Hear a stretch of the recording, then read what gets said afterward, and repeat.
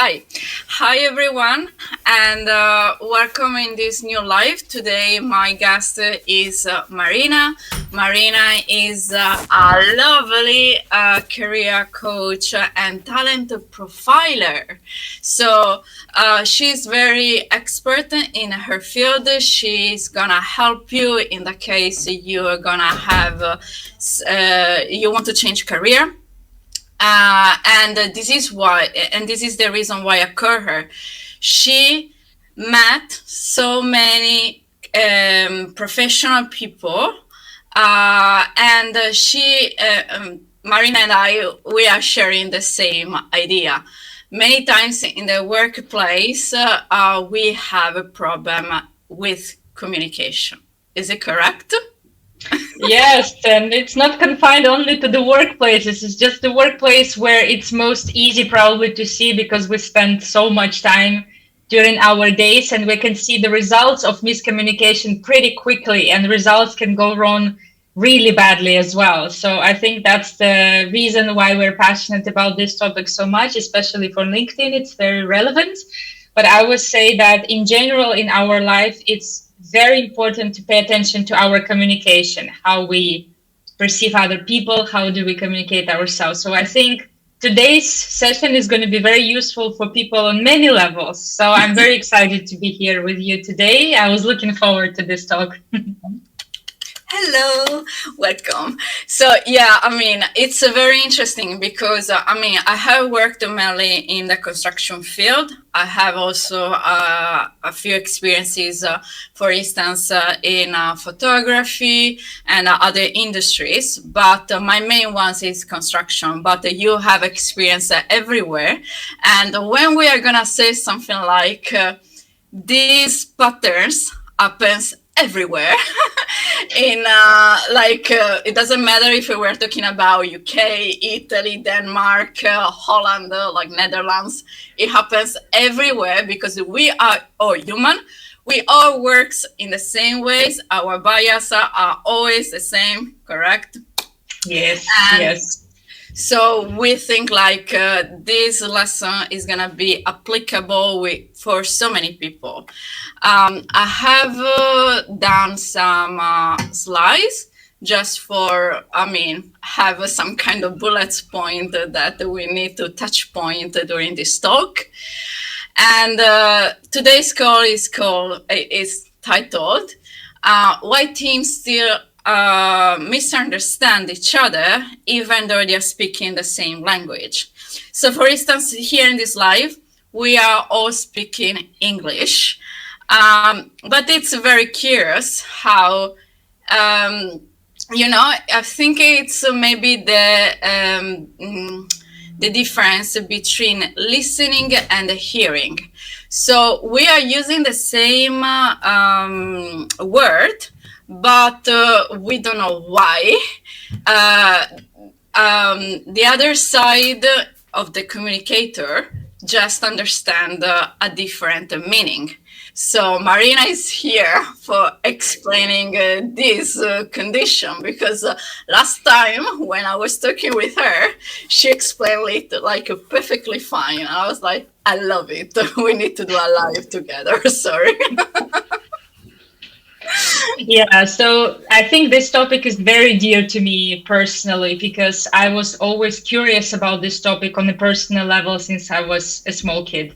And for me, the first dynamic that came into the picture was the communication between people of different age. I looked at the adults and I would think myself, well, you're an adult, you're supposed to be so clear, so transparent, everything has to be so perfectly clear and understandable about what you're doing, but they were doing very weird things. And I already as a kid started asking, this is so weird. Why don't we understand each other because of our age? Is there any age gap between people who were like, I was a kid, and between adults and me? And then it grew into communicating with people of different backgrounds, different areas. And then later on, when I moved to different countries, of course, it extrapolated to understanding between people around the world, between different countries, right? So this idea of different communication styles came into play quite early. And I think ultimately that led me to become a profiler, because becoming a profiler, you understand from what perspective, a vantage point, a person is seeing the world, through which prism, if you will, they understand the world, and through which values they understand the world. And that's why sometimes people, sometimes people even say the same thing in different words, and they have perception that they misunderstand each other. And I, as an observer, I can clearly see, guys, you are talking about exactly the same things. You're not arguing. You're talking about exactly the same. You just use different words. That's it. So I would say that learning how to hear other people, and I very much agree with you, it's not about listening, it's about hearing what the other person is saying. And sometimes you need to ask additional questions, sometimes you need to clarify something, but it's about trying to really understand what the other person wants to convey. I think it's a very important skill. And these days, when we are communicating online, sometimes we never see the person. We cannot understand their tone of voice, their nonverbal communication, right? Their body language, their facial expressions. We cannot read that. That helps us in real life. I think it's very important to try to understand what people say with their words, at least. So yeah, from a position of a profiler, I would say that it's a very, very interesting topic. You mentioned something very important, because you said something about like we can't see each other's, or you are not going to listen to the tone of the person. So actually you are missing something. So I think it's important to say that this is happening in every level of communication. So I mean, even if you're sending an email, or if you're using the office group, team chat, etc., these are conditions that could be that could happen in every level. So when we are talking about communication, I just want to mention that I mean, of course, if we're gonna like in this live, there's gonna be also my body language, that is a sign of communication as well. But these patterns happens even if you're gonna send an email and you are there like 5 minutes, 10 minutes, sending a very important email to your boss, to your client, or whoever, and you choose every single word, but the reply that you're gonna get backward is gonna be something strange, and you're like, what? What is exactly this reply? What is why I gain like this type of reaction? And we are here for explain this concept. Marina mentioned something like about the words. So the concept is the same. So it could happen that you have a concept, and the two people are just using two different words for talking about the same concept. But it could happen also in the other way around. So it could happen that I am using a word, but my focus on the meaning of that word is different from your focus of the meaning of that word. So we are always talking about like a plant, for instance, but you see it in a different way from me, and so the overall concept is completely different. I don't know if you have some example. Last time when we were talking about, we were mentioning about the slide for a presentation. And I think that if we're going to get more like concrete with some tangible example, people that are watching this live can better understand what we want to help them about. Yeah, definitely. One of my favorite examples, because I spent several years working with programmers, and I think this is a very common profession right now. A lot of people are into coding, into programming. So there is a certain type of people from the profiling perspective. Again, I come from the profiling perspective first and foremost. These people generalizing, of course, there could be some other things in play, but most of these people really prefer very precise definitions and descriptions of things. Because again, coding is language. You have to be very precise what you're writing in the code, right? So people naturally have the same tendency communicating with humans as well. They need the meanings of words to be very precise and very correct. And the way how you talk to people, it has to be very precise and very correct. Now, on the other hand side, I experienced a lot of salespeople because I also spent a lot in sales, a lot of time in my career. And I noticed that from the profiling perspective, people in sales, quite often they really like jumping ahead and skipping a few steps in their reasoning because they're so focused on the final result. They're not really focused on the process as such. They really try to jump over because they're usually very energetic, very outgoing, very like enthusiastic and extroverted. So they sometimes don't focus too much on the detailed meaning of things because they assume that everyone is on board understanding the same kind of end goal. And I noticed quite a lot that when the first type of people communicates with the second type of people, there could be a conflict arising because people who need precise definitions and they need really agree on small details, they would expect the other party to supply these details to them. They have to agree on precise meanings of words, and if the word is not used correctly, this would put them off, and they would feel something is missing, or someone is even lying to them, or someone is deceiving them, whereas the other party is not really focused. And sometimes you can hear people say, you know what I mean? And the first person would say, no, I don't know what you mean. You have to be precise. And then the second person would be annoyed. What do you mean? I don't have to spell it out. And then the first person, no, you do have to spell it out. We're talking about like serious terms. So I noticed quite a lot of dynamics over here. Some people tend to be very precise in their communication and they expect other people to be precise as well. And when they're not met with the same precision, they are very frustrated. They're very annoyed and it disrupts them.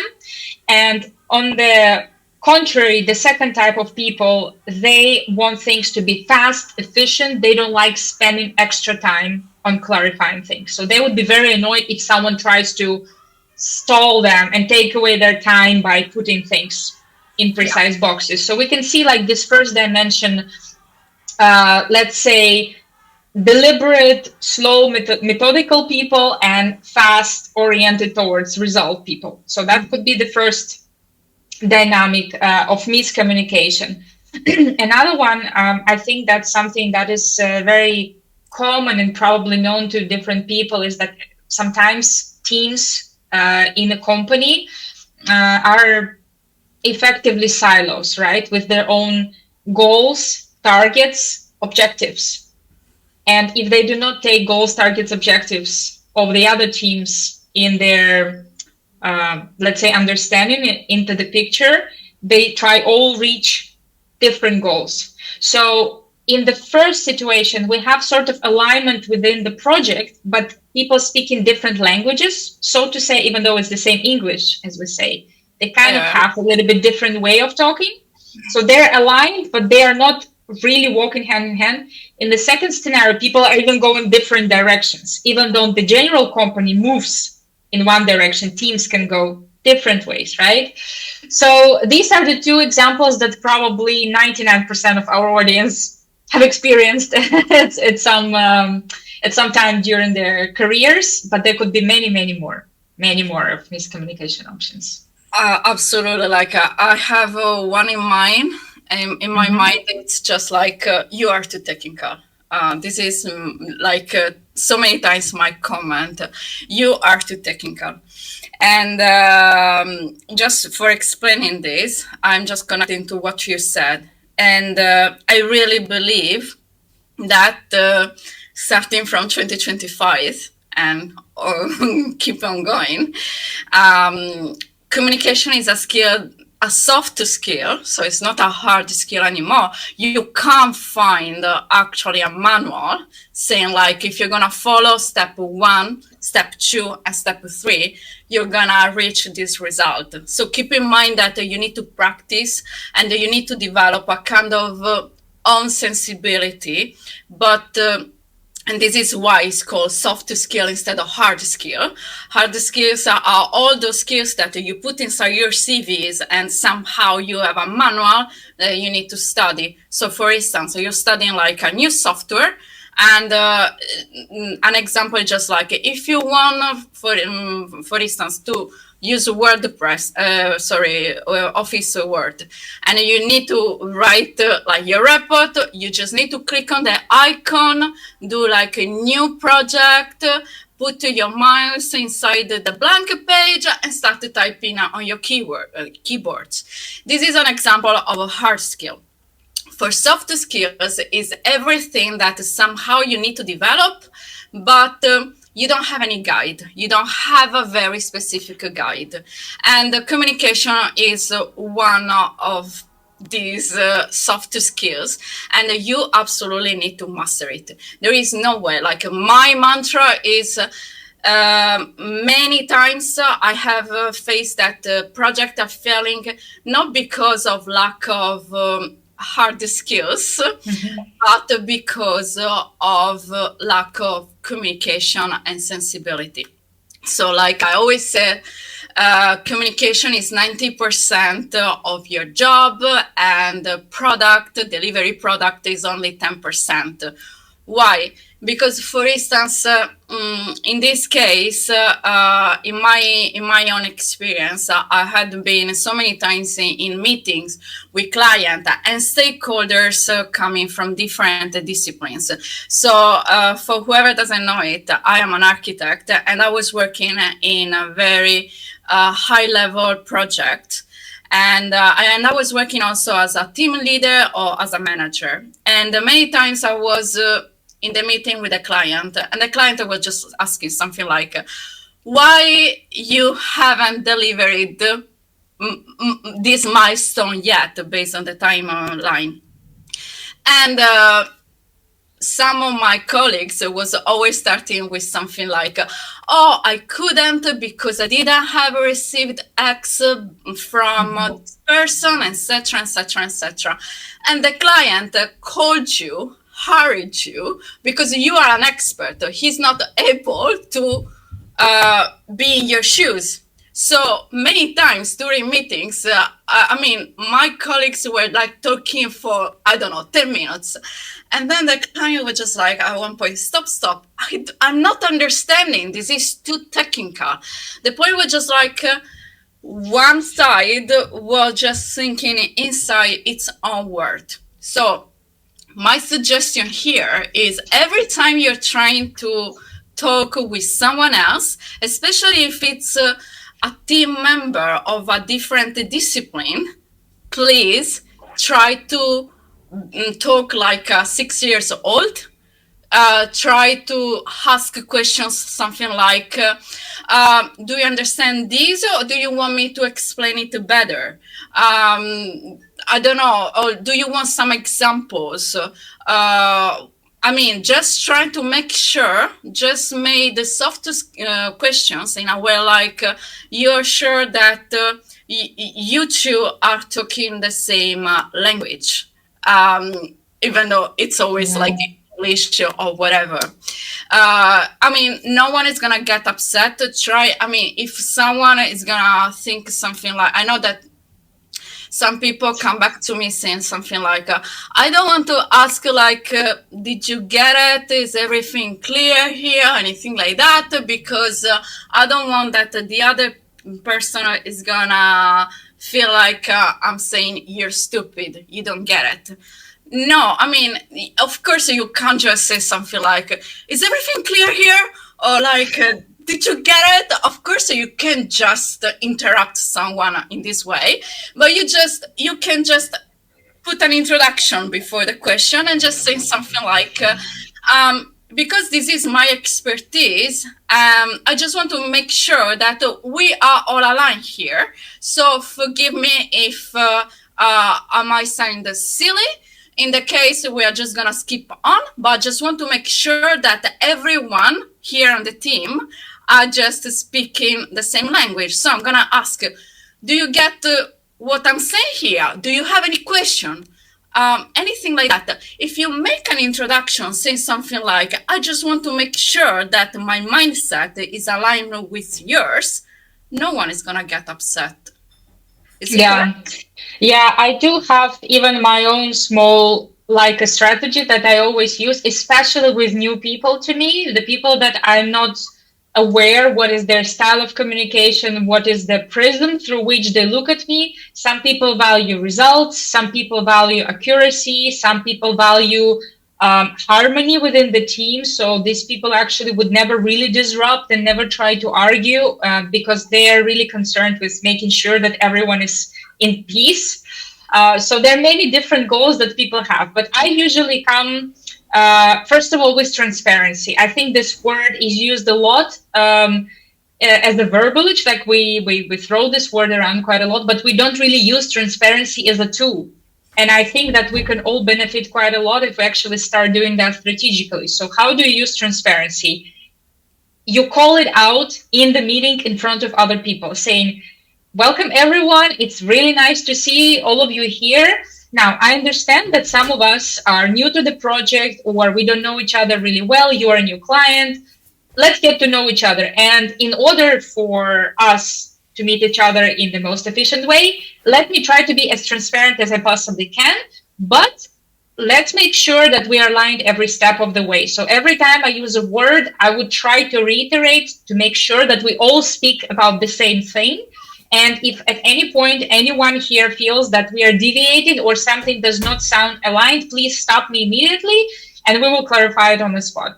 I think when we really try to be very open and kind of like very fine at each step, if we're still aligned, it will really ensure that people speak about the same thing. And then what I usually like to do when I'm presenting something, I like to give people an opportunity to ask stupid questions by not, as you said, by not calling out, not calling them out stupid, by saying, what questions do you have, guys, to my topic? Is this topic interesting to you? What would you like to ask me? So I feel like when I say, is everything clear? People usually will say yes because they don't want to come across as stupid because it's not clear, probably because I don't get it, because it seems like everyone does. But when I open up the topic as, hey guys, there is the pool of material and information I hold. Who wants to ask anything about this topic? So when you kind of give everyone opportunity to ask on different levels, it is easier for people to admit that something is not clear or they disagree.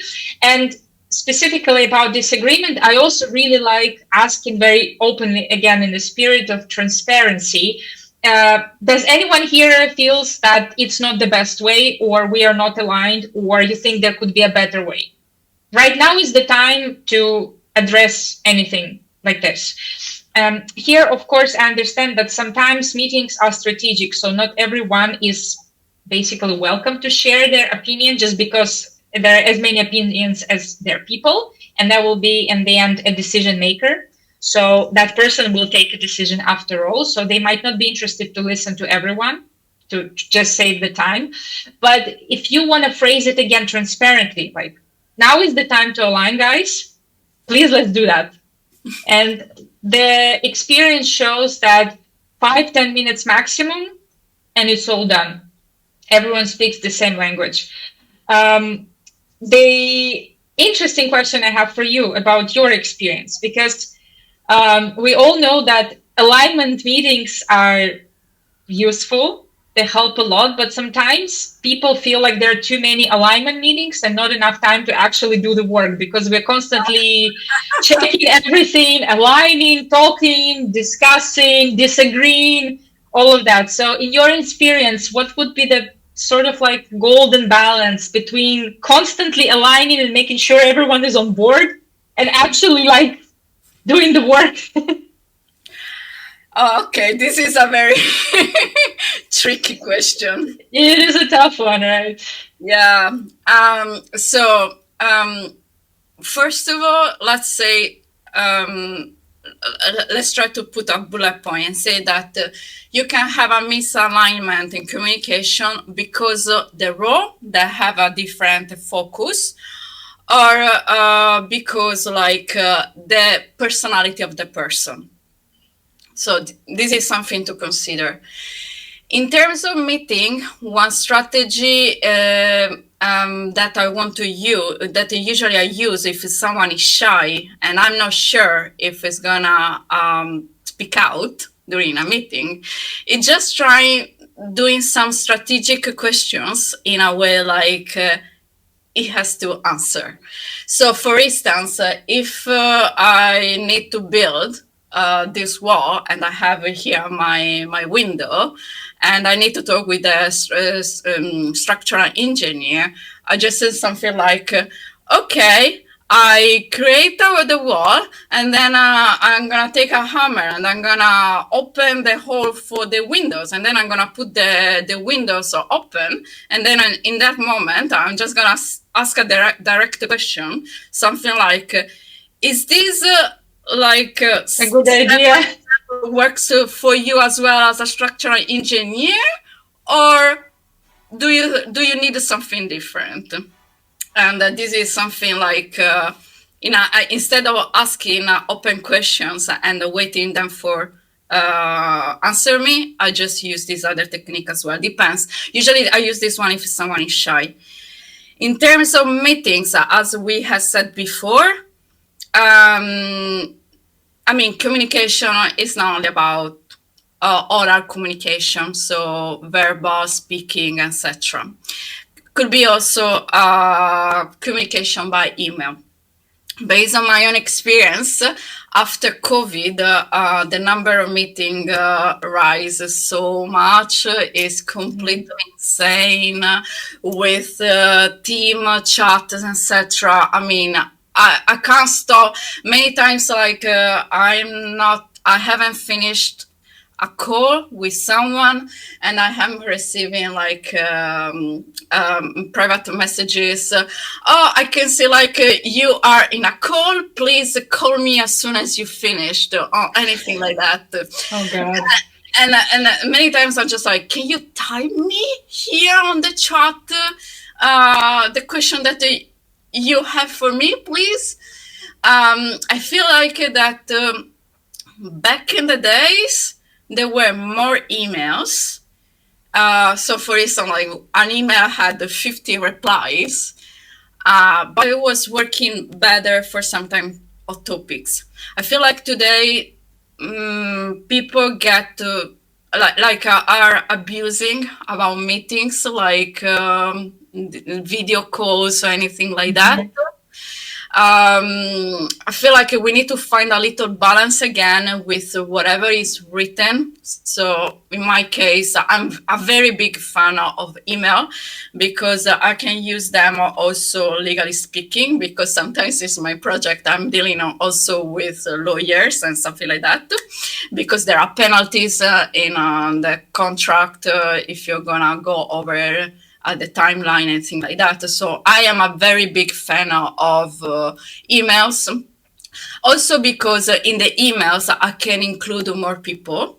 So more people are going to be aware about what actually is happening, because I can't have like 15 people of my team inside a meeting and then 15 other people from another team is going to be like no one is working, no one is doing anything. But if you have an email, I can include so many people, or like the email is going to be saved on the server. So even though you're not going to be included because you're not 100% involved in that topic, in any case, you can still read it if you're going to go in the server, and just be aware of what is happening in the project.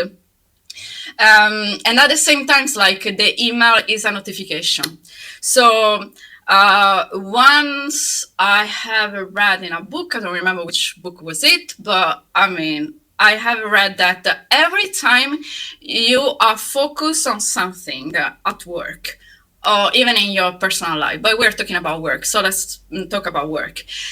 Every time you are focused and you are going to receive the notification of an email or on your phone, like a message, a call, or in the chat, the team, or the working chat, a notification or something, even if you're not gonna open the notification, so the email, the message, whatever, you are gonna get distracted, and it's gonna take you 20 minutes at least to reach the same level of focus you had just before the notification. If you think about this, it's completely It's a disaster. yeah, exactly. It's a disaster, and I feel like that when people are gonna come back to me saying like, after COVID, I feel like my team is not productive as it was before anymore. I feel like that it's also part of this condition, because we are receiving so many emails that, for instance, like before COVID, one thing that I was used to do, if I was in a rush with some deliverable to issue, I was just shutting down my email for one day, the full day, or half of a day for a week. I was warning people saying like, if it's very urgent, you can call me on the phone, or otherwise, like all the afternoon of this week, my email is gonna be shut down, and so I'm gonna reply the morning after. In a way, like I had all the afternoon for actually doing my job. Now with the chat, working from home, I can't do these things anymore. Because in any case, if my email is off, so it's not open, I'm just gonna receive like messages from the team chat. So what usually I ask my people is just like, and this is generally, it doesn't matter if I'm gonna have a deliverables or not, like to issue.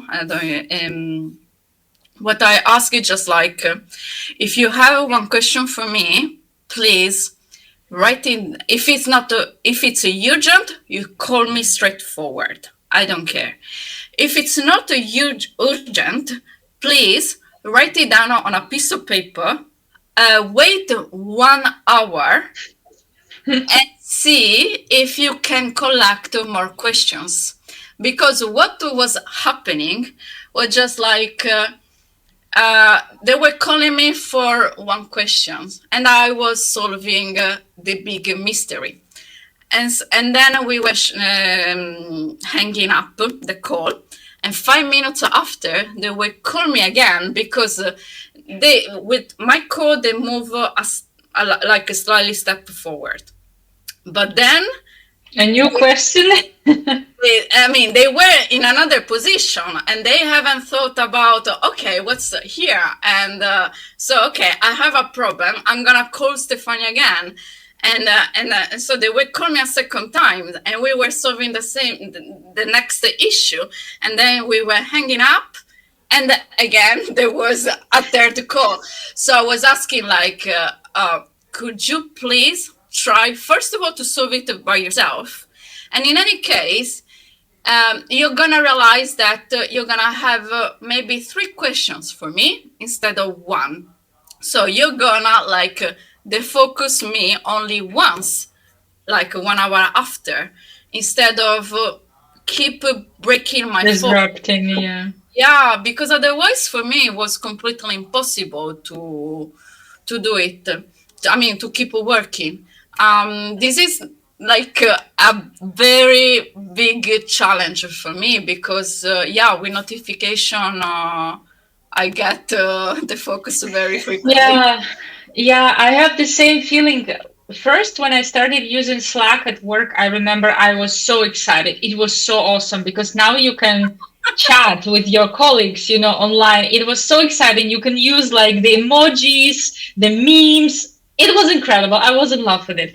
But then slowly I realized that actually Slack is really taking away a lot of my time and focus, as you said, because every time notification pops up, I cannot control my eye movement. My eyes immediately go there to see in the small, like a preview, if there's anything urgent that happened there. And when I read it, okay, no, okay, fine, I go back.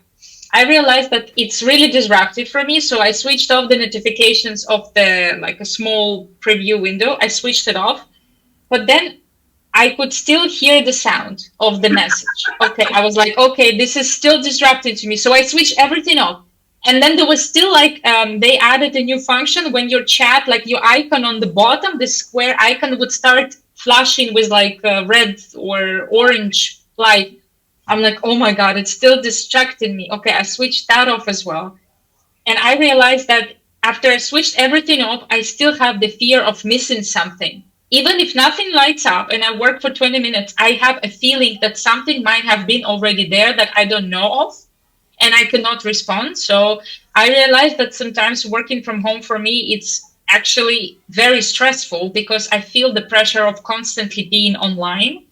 And then in some very dramatic cases, I started even receiving like WhatsApp messages from colleagues after working hour when the Slack was off.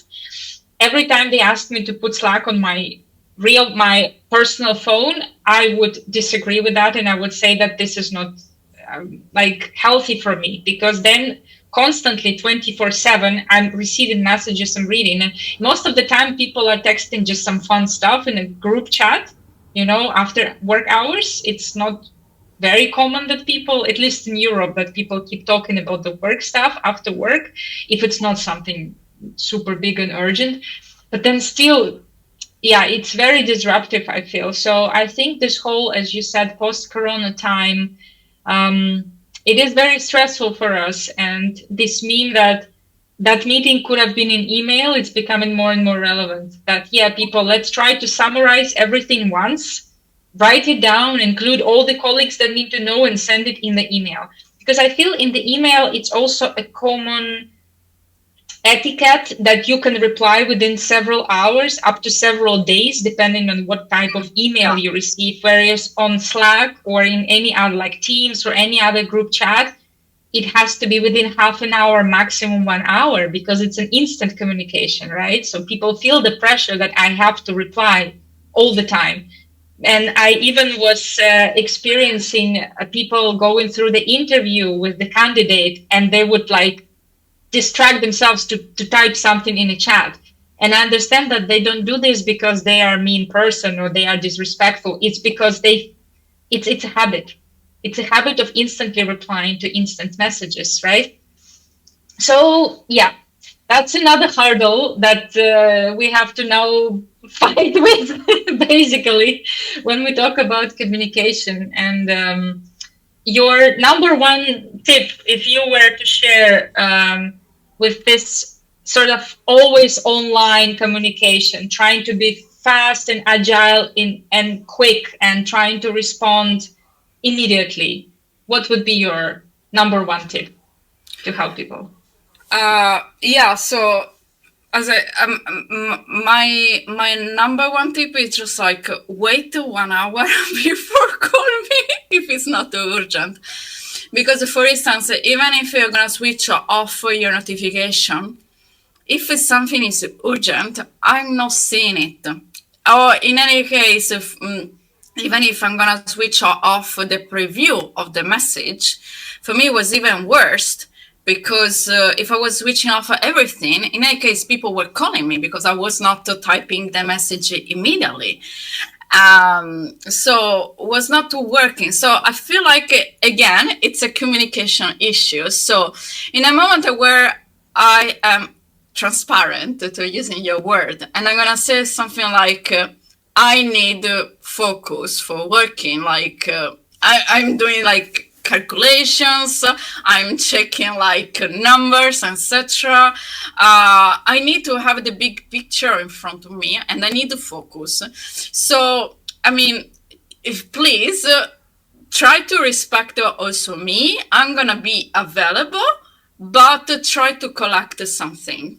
Like this is just my strategy. I feel like it's working because in any case, even if you don't want to answer something, you just pass like the person that maybe, I mean, you're working, but the boss think like you are not working from home, like you are not in front of the computer and Yeah, things like that. yeah. Yeah, I remember like once I have done an interview and the boss told me like they were calling me. It was just like, we are not fan of working from home. So the days where you are going to work from home, we are going to call you without any warning, just for double checking you are in front of the laptop. And I was just like, it doesn't work for me. I'm It's sorry. very toxic, to be honest. This is not something that I can handle. And I explained something like, I ask my people to wait 1 hour before calling me if it's not urgent. And they told me like, no, we can't accept it. If someone else in the team needs to call you or having an information from you, you need to be available because it's working time. And I was just like, okay, you are not a good fit for me because I can't work in that way. So, I mean, just try to be honest. My tip number one is going to be try to set your own boundaries, what is going to work for you and what doesn't work for you. And try to be honest, explain your point of view, of give motivation, like something that is going to be logical. If they are not going to accept it and you feel like it's toxic, I mean, move Yeah. on. What else can you do? You can't just survive in an environment that doesn't fit you, that doesn't respect you, because this is a matter of respect at the end of the day, you know? Yeah, and I feel like we also have to be supportive of each other. I mean, at the end of the day, we are not only we are a team or we are one company, we are humans. We all have the same struggles. We all have mental health, we have physical health, we have family, we have friends, we have our own personal life and career and development and dreams and hopes and everything. Every one of us has our own inner world, and we have to respect each other's personalities in the same way. We can not only approach other people as a resource to the means, like means to an end. Like that person has to be an instrument for me to achieve my goal of completing my project or my task or answering my question or guiding me or mentoring me or whatever, right? It's another human being, the same as you are, who has, their own private struggles. And we're not even talking about the like the current level of decrease in focus and increased anxiety and people not being able to properly focus on their task because they're so used to multitasking and all of that. We're not even talking about this. For some people, it's really harder to focus, right? People with ADHD or ADD, they take longer time to focus. So you disrupting them, it's not helpful to their work and their productivity goes down and they will have problems with their boss because they're not reaching their KPIs or whatever. And then they have to overwork extra hours just because you come in and ask them whenever you want, right? So there has to be a healthy balance of us being in it together, helping each other out. Yeah, and as I said, being transparent. I feel like what is always most helpful for me is when I come to any group of people and I tell them honestly what I'm experiencing, what I'm going through, what I'm expecting from them to help me, and I'm offering myself to help them as well. I'm like, guys, we have this project right now, something is not working or whatever. Like, I would need your help later on. Would you be available to me? Let me know what's your structure. How do you prefer to work? If I need your help, how would you like me to approach you? Every time I start a new job, I always ask my direct manager, what is your preferred style of communication with me as your subordinate? Would you like to have daily check-ins with me? Would you like to have weekly check-ins? Would you like to send me through the email or talk to me online? Like, how do you prefer me to talk to you? Basically, I'm asking a person for a manual how to use them so that they give me permission to communicate with them in their preferred way. So I don't disrupt them, but at the same time, they get everything they want from me, right? And exactly the same if I'm the manager. If I have subordinates, I also let them know, okay, guys, this is how I work, and this is how you can help me, and this is how I can help you. So I think the more I talk today, the more I convince myself that probably transparency is my favorite word and my favorite idea and topic that really helps and has been helping me quite a lot in my career. And when you're trying to be transparent and human, it also builds relationships, which is very important at workplace, is to understand that we are not a family there. We are not supposed to be a family. That's another very toxic concept, guys, that your job is your family. We might talk about it next time. So even though we're not family, we're still in it together. I spend with you at least 8 hours per day.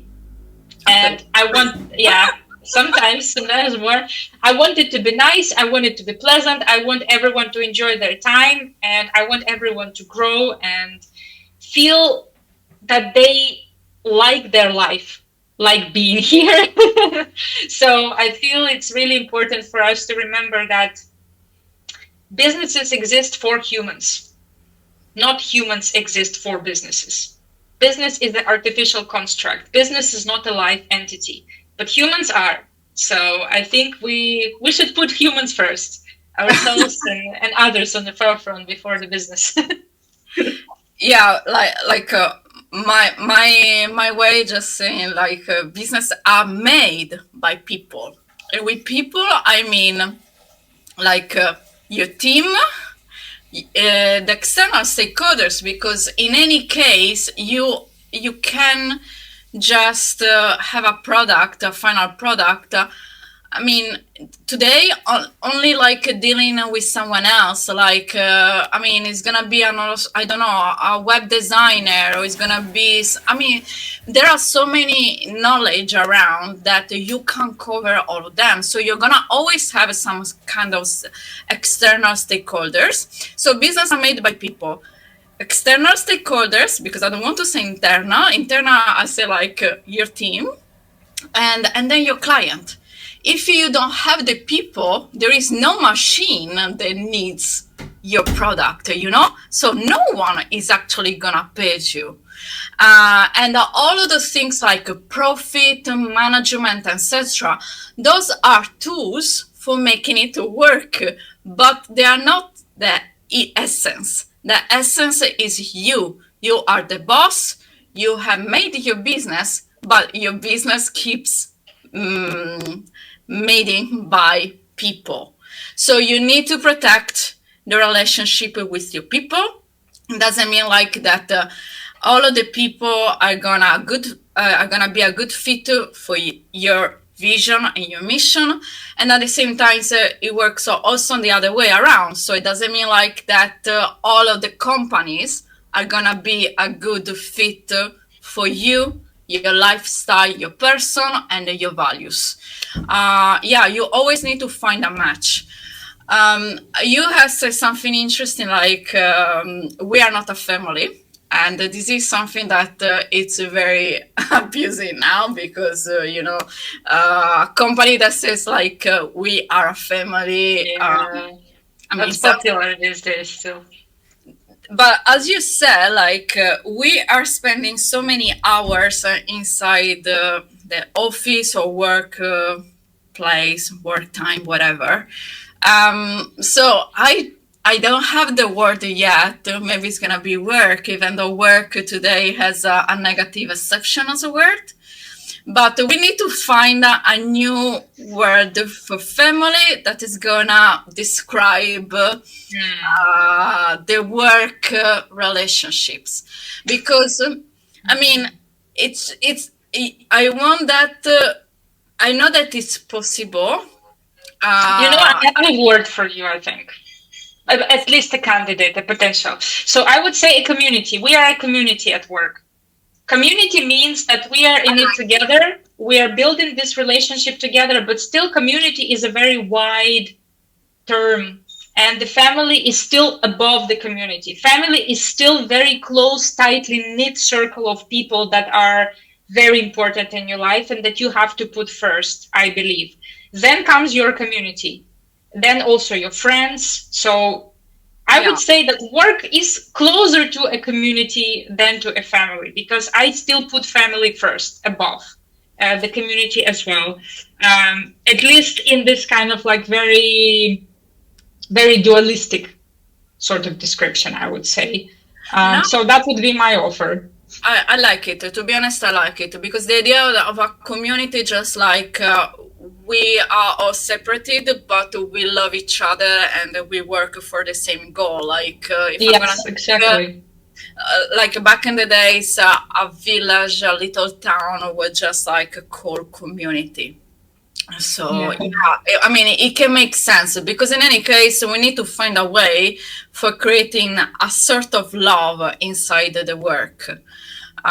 Because work is one of the pillars that are gonna make a person happy. The other ones are, like you were mentioning, family, love, like partners, friends, sport, free time, so hobbies to Mhm. develop your person, and work is one of them. So it means that we need to find in our 24 hours a balance between all these different pillars, and we need to have a workplace that I don't want to say like a dream that is gonna be, if I'm gonna work 8 hours per day, 8 hours gonna be amazing. I'm not in that condition yet. I just want to be realistic, but it can happen. It can happen like today. The people are are getting anxious before coming to work for you, Yeah. and they are just gonna get more stressed after. Like that one is not alive, and those people are not gonna be productive for your company. They're not gonna go anywhere. The production is gonna go low, definitely, and it's not gonna take so long that your company is gonna fail, because without them you can't do anything. Yeah. Yeah, that is something really important that people quite often they forget. And it's not like they don't consider this important. It's just that they forget in the daily busyness of things. They become very myopic and they see only what's in front of them. Like they try to reach the next milestone and the next project, the next goal. They have to achieve these KPIs to close this round of investment. Like people are very focused on this kind of like most pressing issues at the time, sometimes forgetting to zoom out and see what's the bigger picture. Why you're having the business that you're having. Yeah, some people can say, I want to have business to sell it in 3 years, become rich and live on Bali for the rest of my life.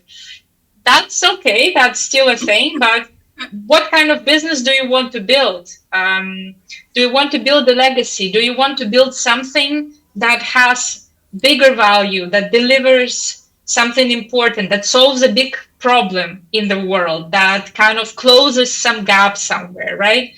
If you just want to build a business that is delivering you money short term, don't build a business. Invest in cryptocurrency or You're do out some of the steam. cryptocurrency alone now. Like, I mean, there are faster ways to earn a lot of money in short term without building a business. That's like not necessary step.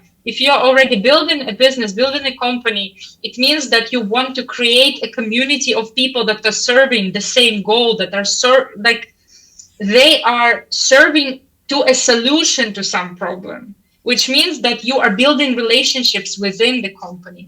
And if you're already doing that, you're investing so much effort, you probably want it long term.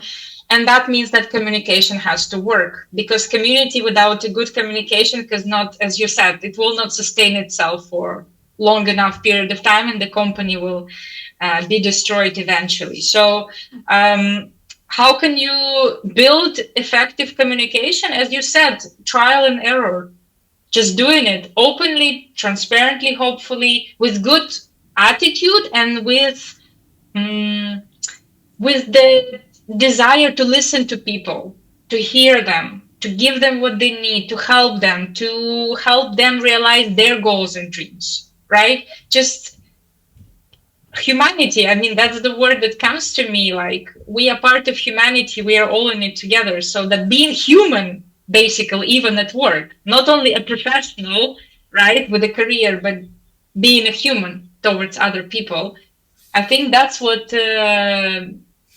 helps communication to create the foundation between people. Yeah, let's say that human-centered philosophy Hmm. it's erasing day after day. I can see even on LinkedIn more and more people talking about like a human-centered, and then there is the name of the program. So Hmm. yeah, I mean, I mean, we have said like businesses are made by people, and I mean, they have for just saying. I mean, this life is getting very long, but every business has a vision. So, what you believe and what is your mission.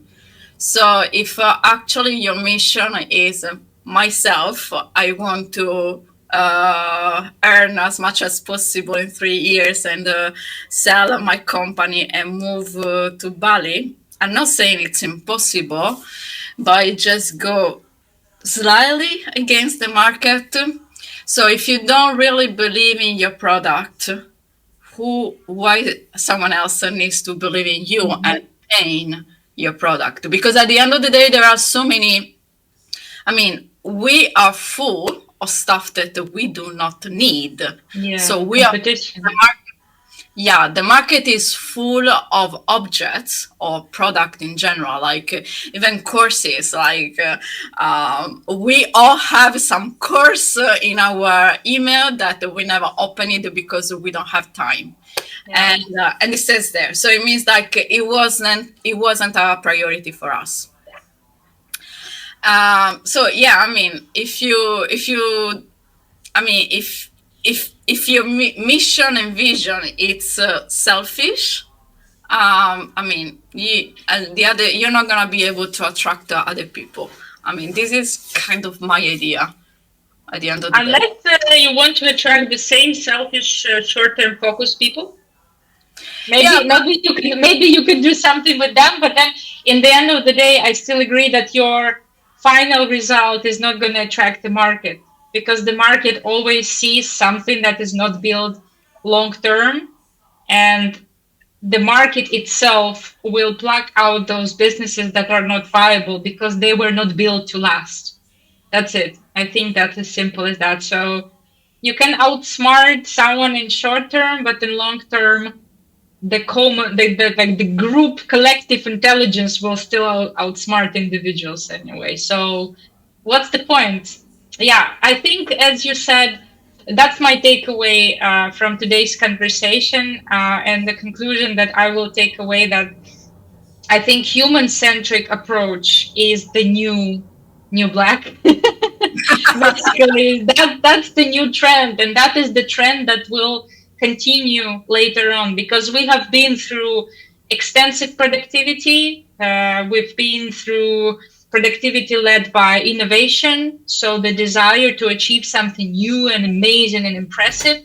But that's also already enough of this, and the market moves into something a bit more intangible and long lasting.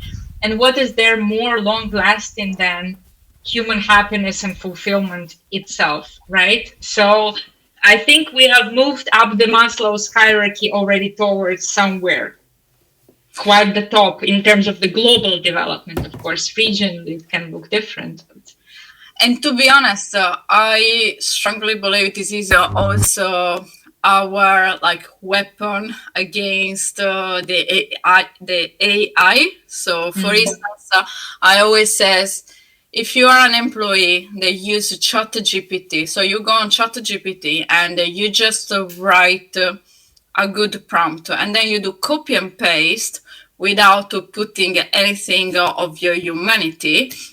I mean, uh, definitely, like in 1 year, 5 years, 10 years, I don't need you anymore because I can use ChatGPT by myself. And if you mm, think also about this, ChatGPT or whatever is gonna be the software, the website. I'm not too expert about these words. It's just like they are made by something that the people have already created. So if I'm gonna go, for instance, in the artistic, I always use the artistic example. I can just go to ChatGPT and say something like create an image like my portrait using like the pop art, for Hmm. instance, or like just created as a Van Gogh style painting, and I'm gonna have an amazing picture as a result. But can I ask ChatGPT to create my portrait of an art form that today doesn't exist yet? No, because Hmm. I mean the AI is not code for something that human hasn't created yet. I don't know if it makes sense. Yeah, yeah, I call it that because AI models are trained on the past data, they are retrospective. So they just reassemble things that have been done before.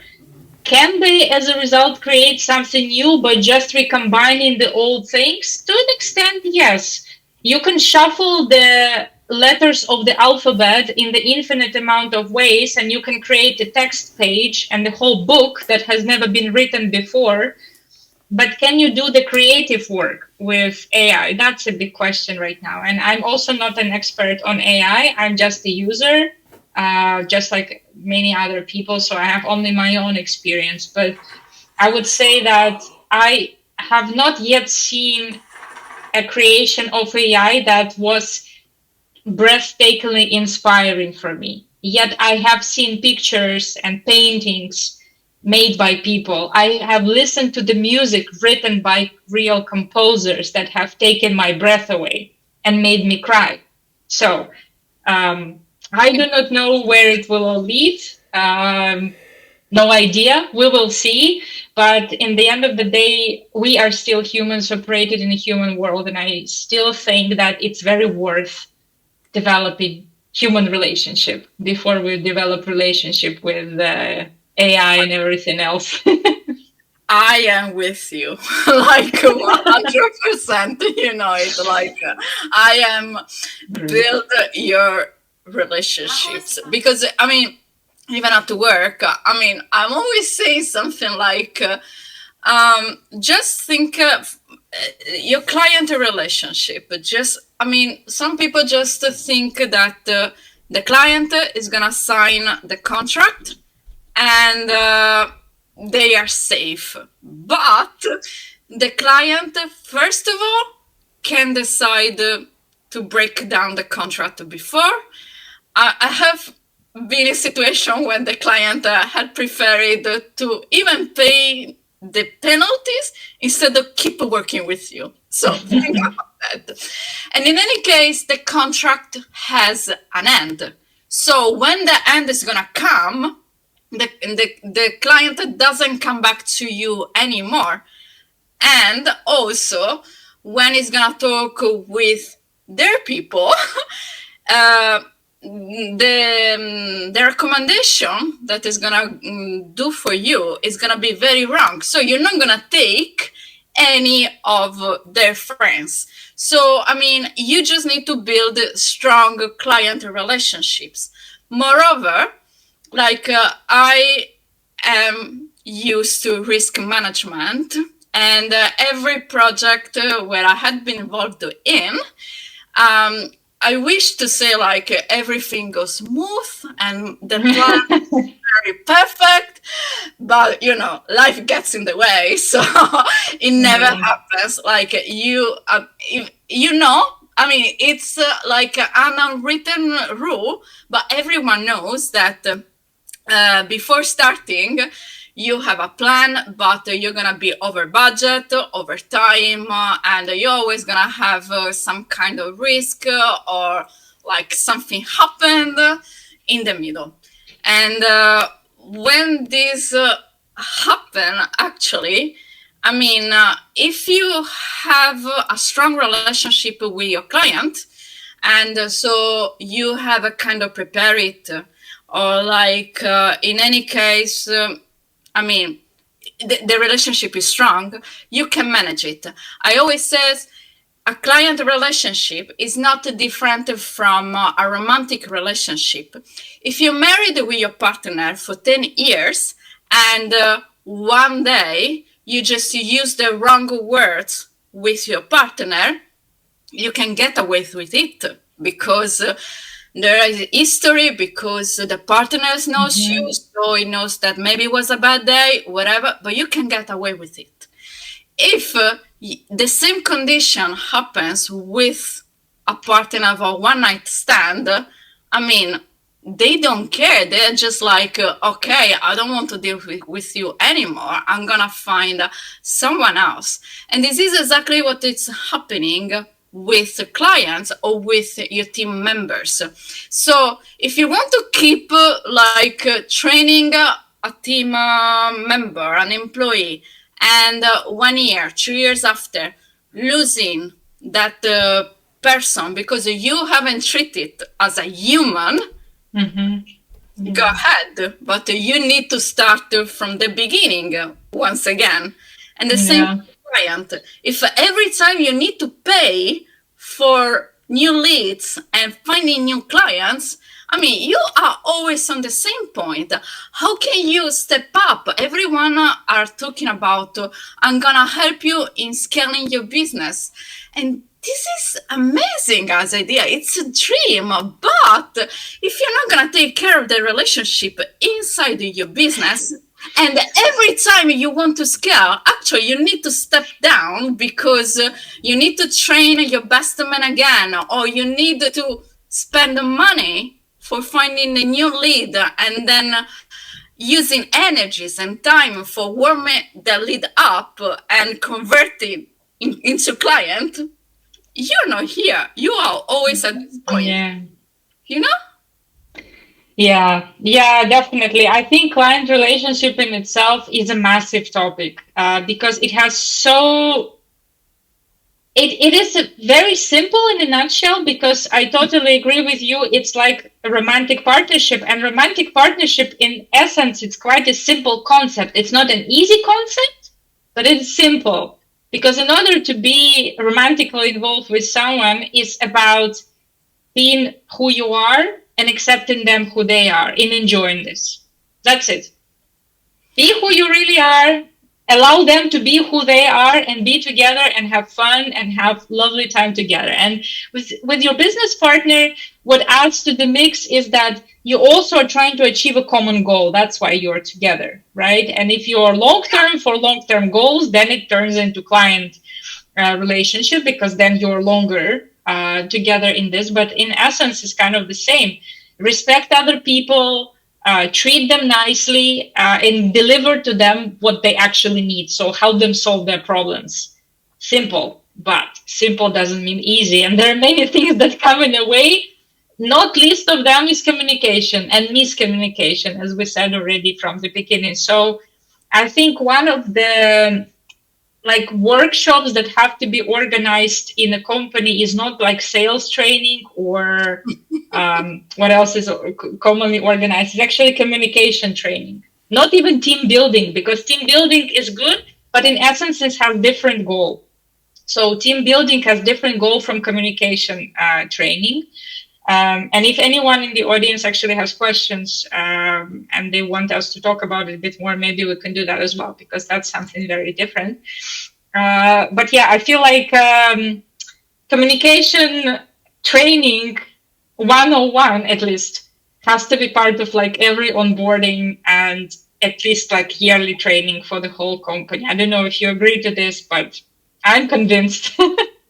No, yeah, I definitely, yeah. I mean, as I told you, like I'm a fan of 90% of communication and 10% of product, and I really believe that if you're not developing the communication skills, it doesn't matter if you're gonna be like on the top of the company or at the bottom. It works for everyone. If you don't develop your communication skills, you're out. Like Yeah. maybe today you can still survive from whatever happened before, but times are changing, and people get really, really, really frustrated because of the word that you're using, because of how you're saying things, because you haven't said things like so even trying to, if you try like to not communicate, that is a problem as well. You need Mm-hmm. to understand Yeah. how to treat people, how to be a partner, like exactly how it's gonna be in a romantic relationship. It works exactly in the same ways. But I mean, especially right now when machines are like taking our jobs, so you don't need our production as it was back in the days anymore. And even the people, if I'm going to think about back in the days, there were less people with degrees, etc. So if you were kind of rude with them, they were rude people by itself.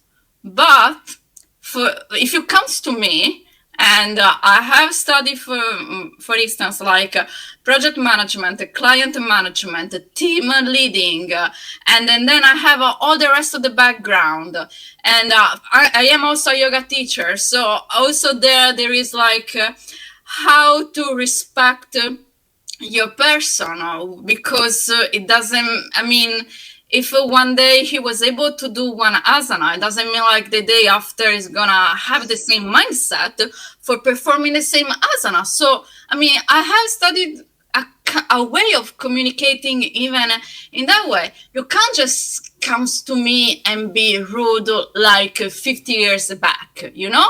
You just need to evolve with the times. So I am a leader, and I every time I was studying leadership, I remember that once I have read this. I had a training with a company that had made the course just for architects, and it just says, and then it just says something like. Um, you are leading like architects and engineers and not people in the retails. Architects and engineers are people very motivated because they went to all the sacrifices during the degrees, and at the same time it's like after the degrees they have invested for joining in your company. So you need to treat them differently from a person that had just finished the high school, Mm. just went to the retail. That, but I don't have anything against retailers or architect. It's just like their expectations are different because the involvement, the engagement is not comparable. We are talking about two different words. Yeah. Yeah. So the conclusion is that again, there are very many levels to communication and very many levels through which a person is building their relationships in a team and in a company. So there's the personal level, there's the team level, and there is the global, like kind of organizational level. There are the silos as well that still exist quite a lot in corporate. So yeah, one probably takeaway advice from me as a career coach and as a profiler is understand what works for you, tell people very openly, transparently what works for you, and one biggest advice, like 1 million euro advice, explain people your decisions and explain people why you believe what you believe. It's very long story if I try to explain why it works. Why is it important? It comes from profiling again. But every time you explain other people what you're doing and why you're doing that and what is your final goal, it clarifies so much for other people. They immediately understand where you come from, and a lot of questions that they wanted to ask you right now and in 1 hour and 3 hours just walk away. When you simply do things, they have to guess and they have to estimate. They have to guess why you're doing. But if you clearly say why you're doing things in a certain way, it will make it much easier for them, and it will make things way more transparent. So understand what works for you and communicate clearly to other people and explain them why.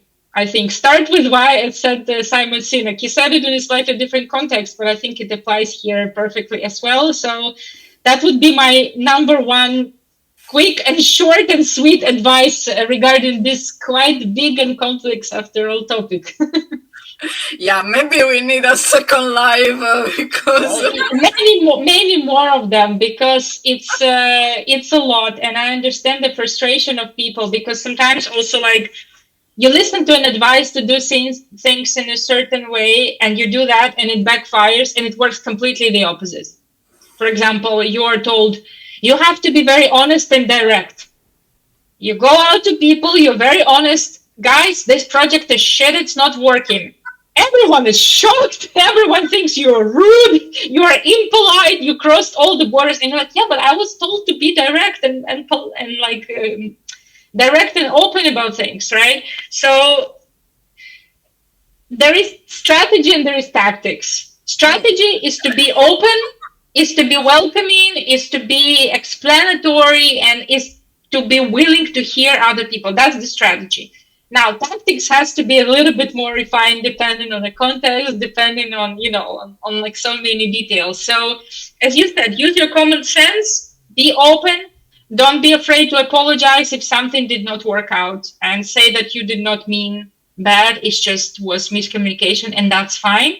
As long as your intention was clear and pure, humane, as we used this word today already before, I'm sure it will all work out pretty well. That's my experience, both as like a professional who had jobs in companies and as a coach as well, from both sides. I love disclosure. It's perfect. But we are like 1 hour and 15 minutes here, so I will just close this live here because it's already too long. Is it fine for you, Marina? Yes, of course. And if anyone has any questions, guys, feel free to text us personally, to leave your comments and questions here. We'll be very happy to address them. And if there are questions regarding some of the topics that we mentioned, we're happy to do more lives and discuss it more. So everyone is very, very welcome. From my side, I'm very happy for this opportunity, and I hope that it will help someone today. So thanks a lot for inviting me, Stefania. Thank you so much for being here. It's been lovely and full of so many interesting ideas. I feel like this live has a really so much value in it. So thank you so much, Marina, for everything. And I will just close it here. So as I said, feel free, guys, to contact us or leave us comments, and let's see what next for our next live to organize. Yes, have a very nice day, guys. We hope to see you soon. Enjoy your day. Bye. Hi.